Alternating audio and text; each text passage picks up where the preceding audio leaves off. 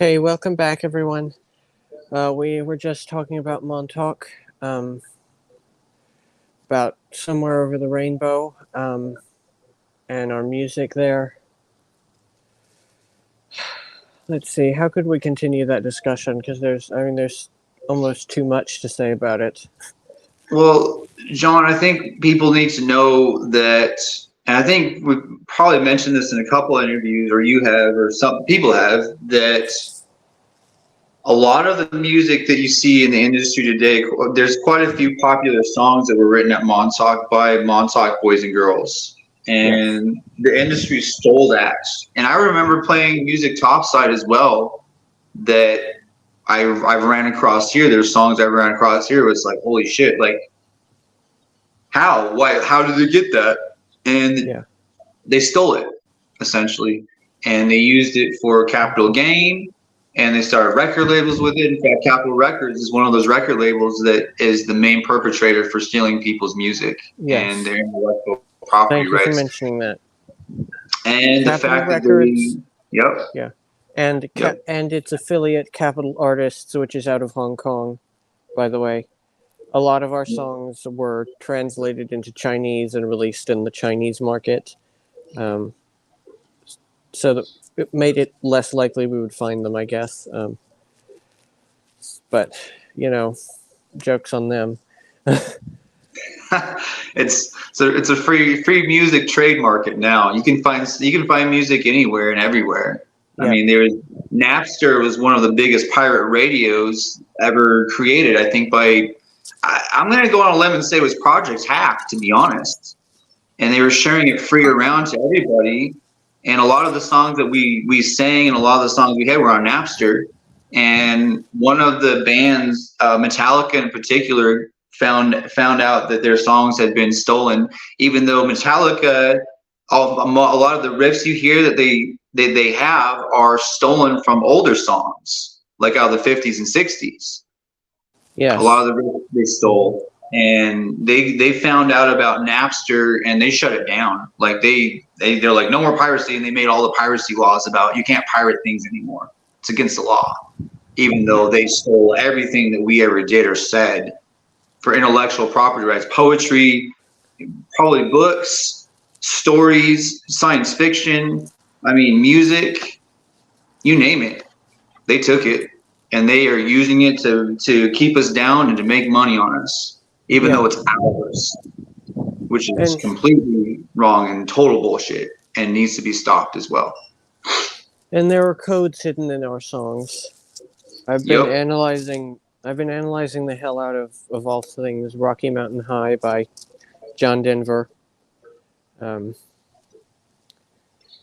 It's about, well, I don't want to say too much because it's not entirely my story to tell, but it's about someone, a celebrity who was at Montauk, which is another thing. Yeah.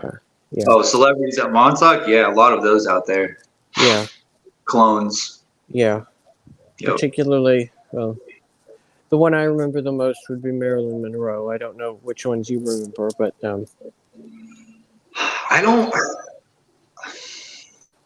remember a lot of them. I mean, the Montauk is so. I have so many different like correlative memories. Like I remember Solar Warden. I remember Montauk, the Mars Marines.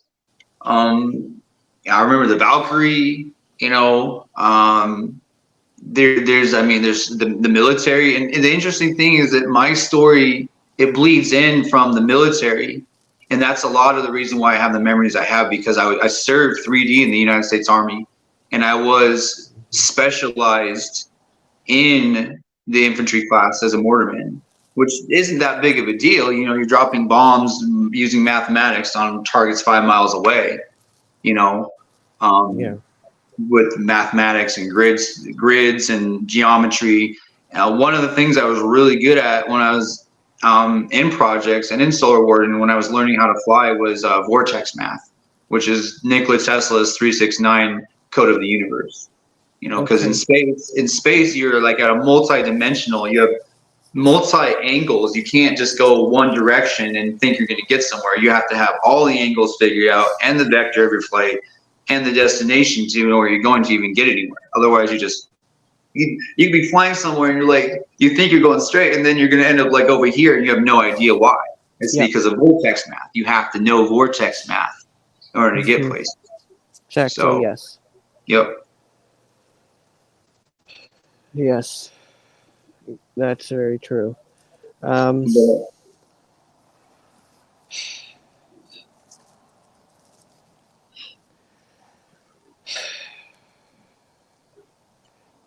See, what else did we have on our list? Gosh.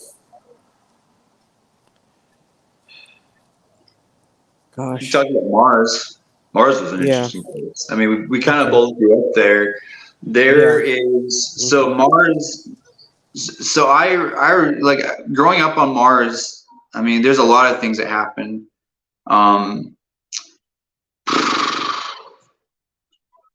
Start to finish. Growing up there, Murata, and being raised in the Draco colony. So another thing that I like to talk about, John, is how they time traveled us. And for me in particular, I remember time traveling back to the Lyran Wars. And the Draco Orion Black Dragon Syndicate was hugely involved in projects with the Fifth Reich and the Fifth Reich timeline. And I remember being time traveled back into the Lyran Wars in order to observe, but ended up fighting in them.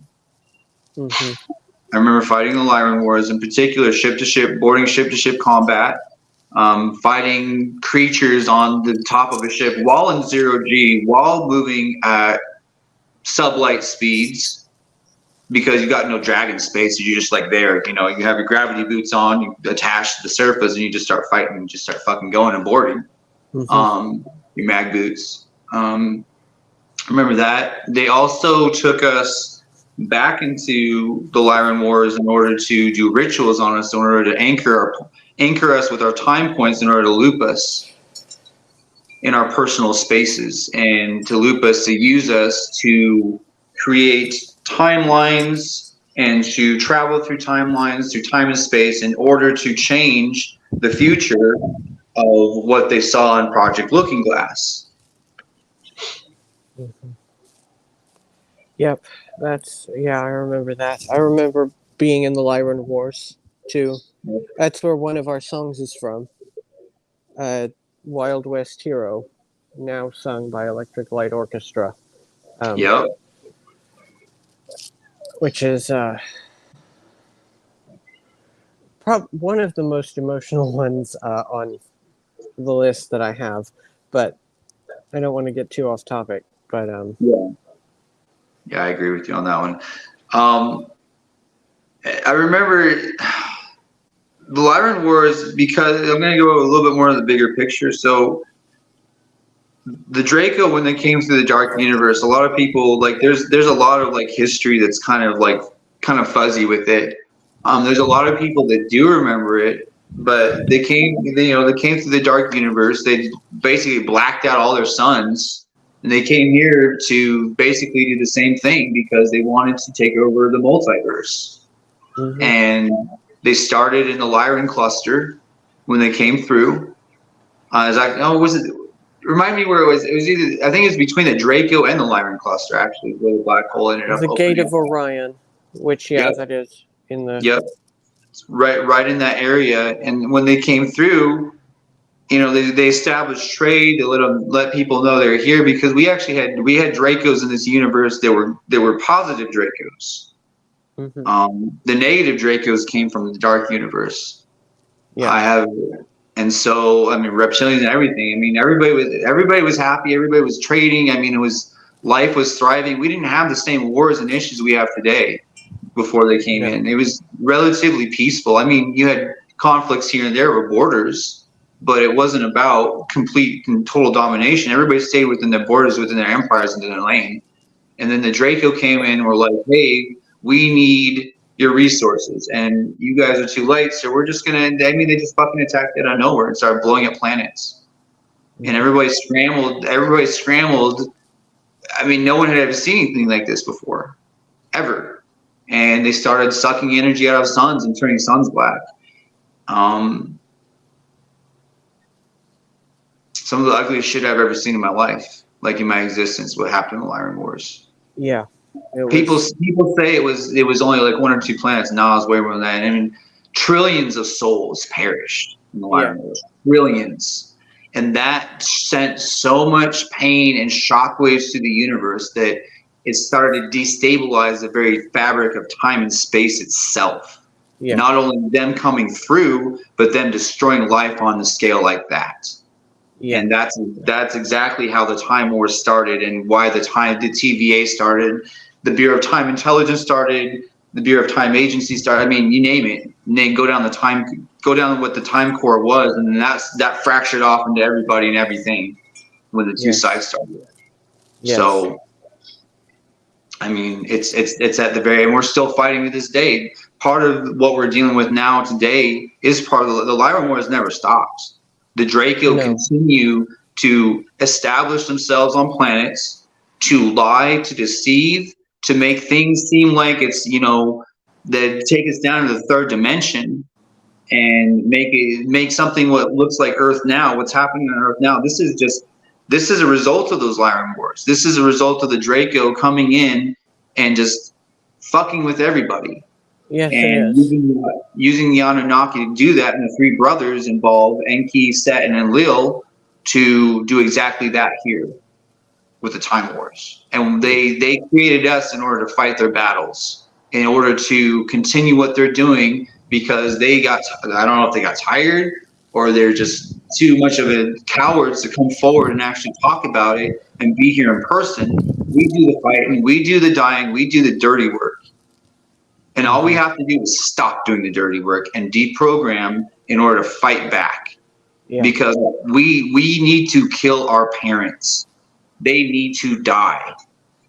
Yeah. I know that sounds horrible and wrong, and maybe on so many levels for people, but that's it. I mean, every time there's been a change, the gods always rose up and killed their parents. I mean, look what Zeus did. He killed Prometheus. He started killing the Titans because he was like, fuck you guys, we're done. Yeah. And then he established his own reign. And it just continues to cycle. There should be no worship of any entities on this planet. That's part of the problem we have today, because we think that some guy in the sky, which is an alien, which is perpetrated by scripture and religions, is ultimate God, and we should bow down and worship, or he's going to strike us down with lightning. Sound like a direct energy weapon? Sounds like a do to me. Oh, we have dudes now, the technology we have now. Yeah. And people talk against God all the time now and take his name in vain, and no one gets struck by lightning. Yeah, I know. I'm friends with militant atheists, and they're still doing just fine. So nothing's changed. It's not like judgment and justice is coming, and it's not because of Christianity or hellfire and brimstone. It's because there's a balance that has to be reestablished in the universe. And there are people out there that are working on that. There are light workers here working on that are doing that now, working with SFP people to reestablish the balance. Yes. Yes. Yes. So that's all good. Okay, next subject. I think I'm really fucking cold right now. So, that's okay. Let's do our last 2 subjects. We can do this again any day. Yeah, absolutely. Pick this up on, and we'll go into more specific things next time.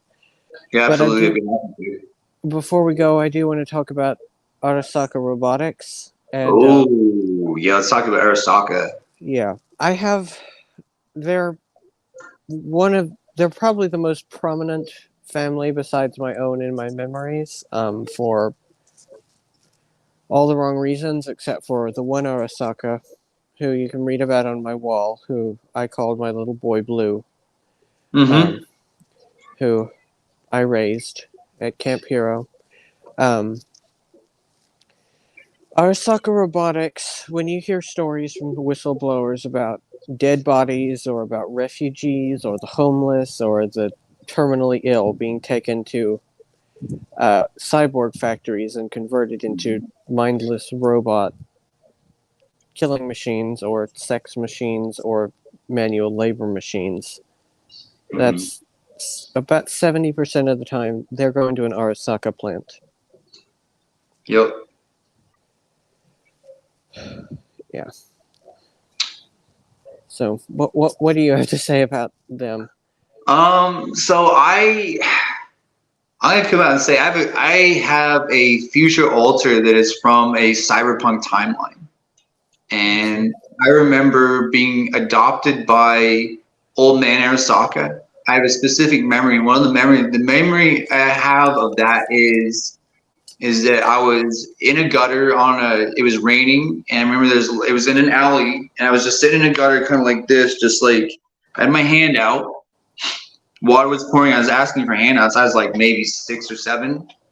I might have been younger. But old man Osaka came and found me.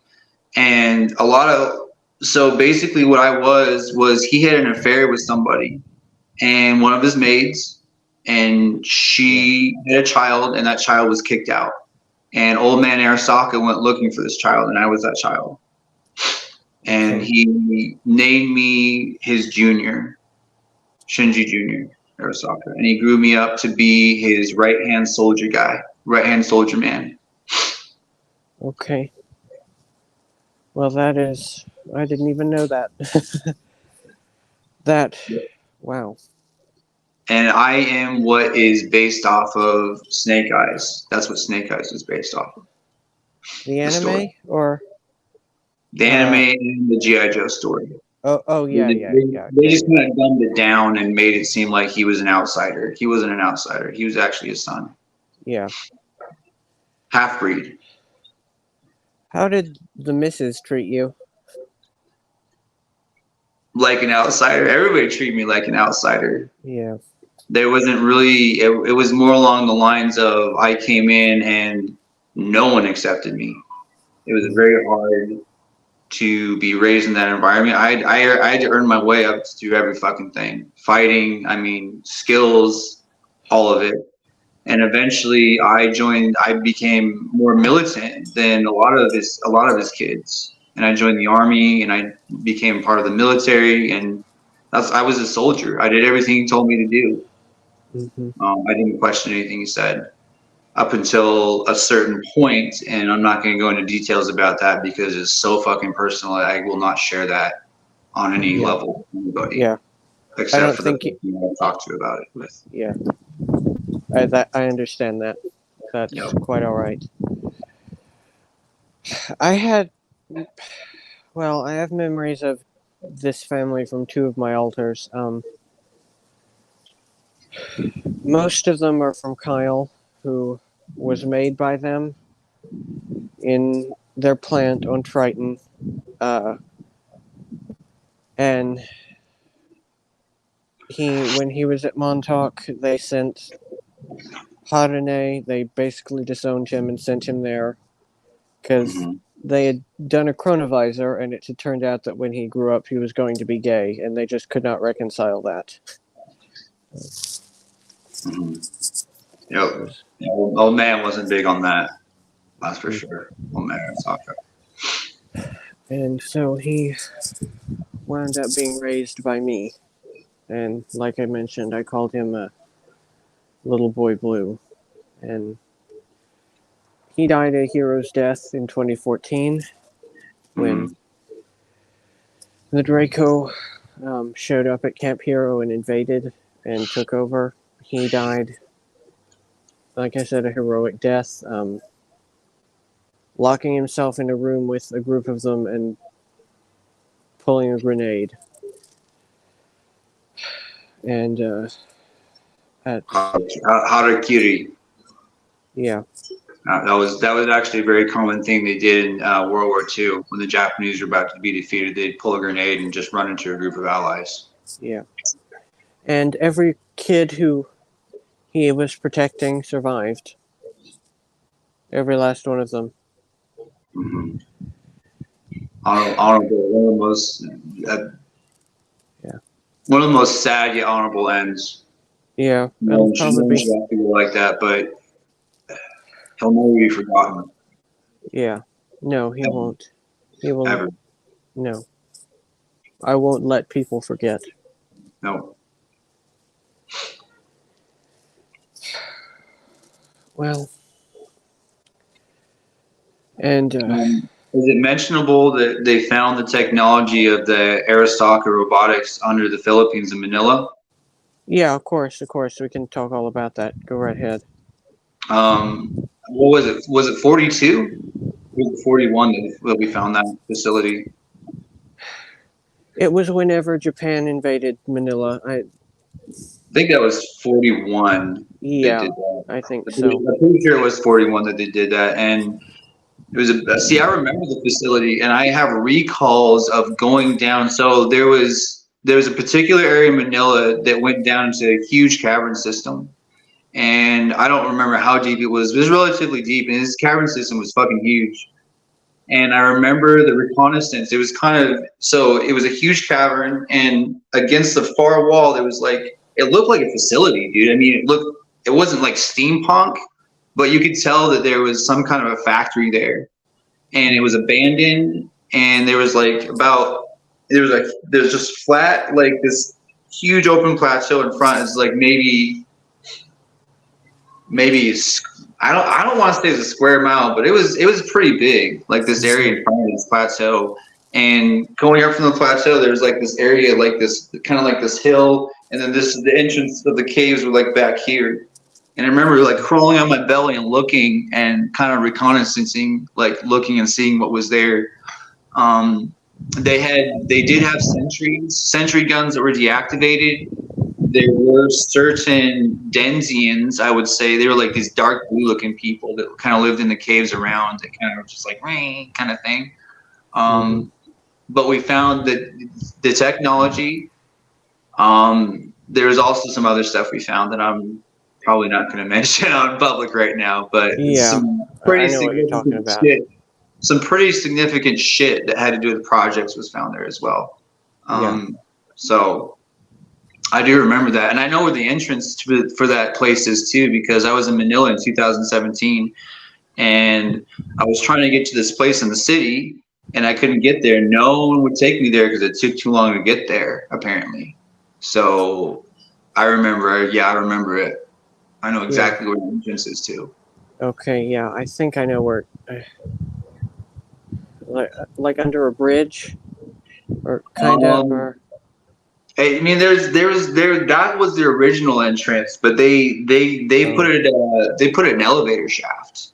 Oh, they put it to get down to that area, personally, in the middle of the city where most people would have no idea where to look. Yeah. Yes. I'm sure. Well, I remember that too. I remember being there. We had to put up quite a fight to get in there because it was guarded by these chameleon people. Yep. I still don't even know what those are or where those are from, but they did not want us getting in there. Those are inner Earth, John. Okay. They're an inner Earth species, and I can't remember their name, but they were assholes, that's for sure. Yeah. Kind of feral. I don't remember if they really even had armor. I think they just chameleoned and used their fucking, like, they're just, they're just like feral as shit, and they would fucking kill you if you didn't know what you're doing. They were really tough to kill. I will give them that. They were really tough to kill. Really tough to kill. I remember, I don't know if we actually had seen them at first when we reconned it. I think we may have seen them on like our IR or whatever, but I think a few of them were even masked. They were kind of just spread out and just hanging out.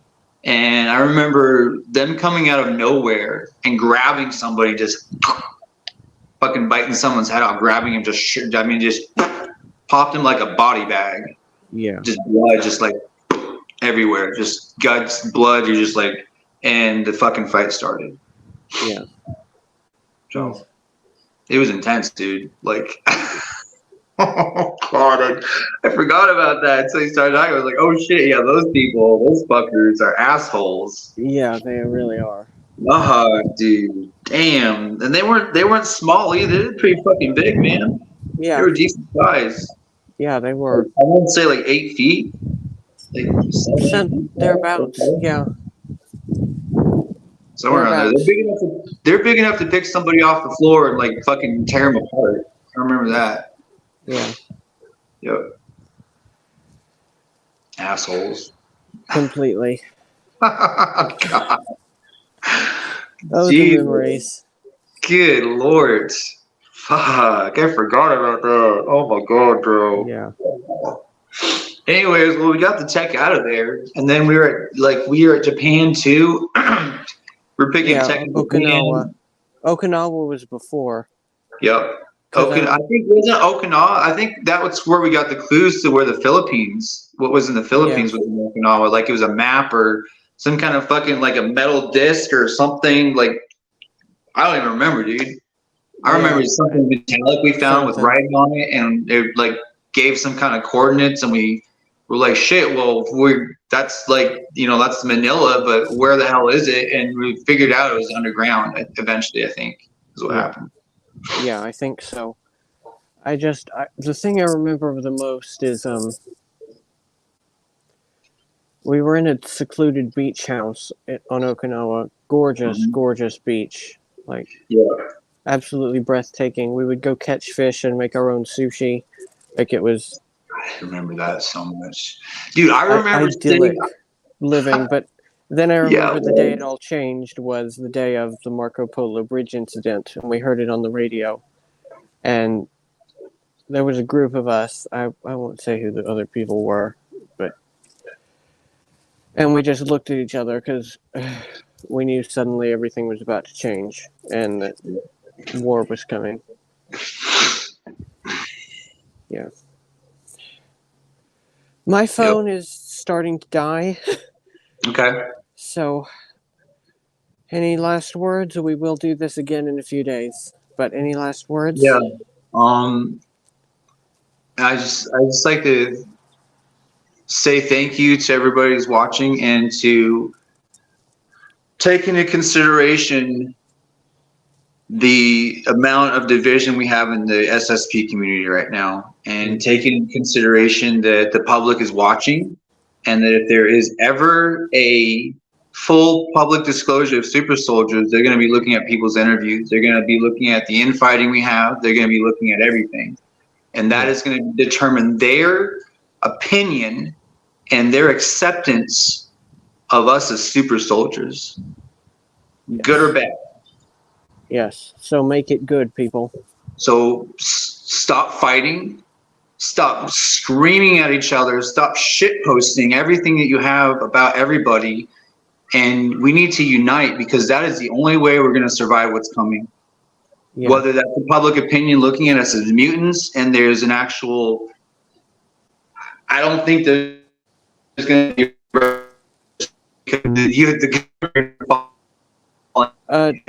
Jack,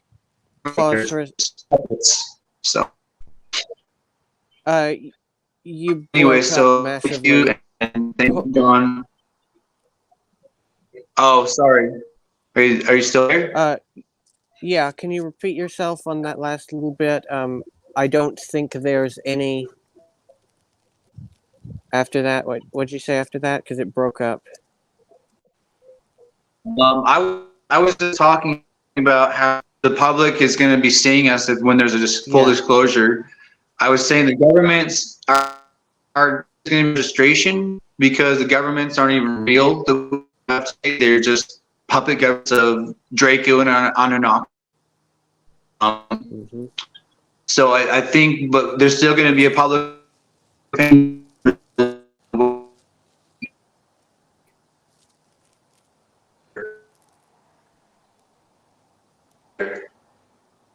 Okay. Yes. So. Yep. Yes. Those are my final words. Okay. All right. My final words are thank you so much, my brother and friend, for coming on. We're gonna keep doing this. I love you guys. You guys are awesome. And Saraba Subaru Yo. Love you guys.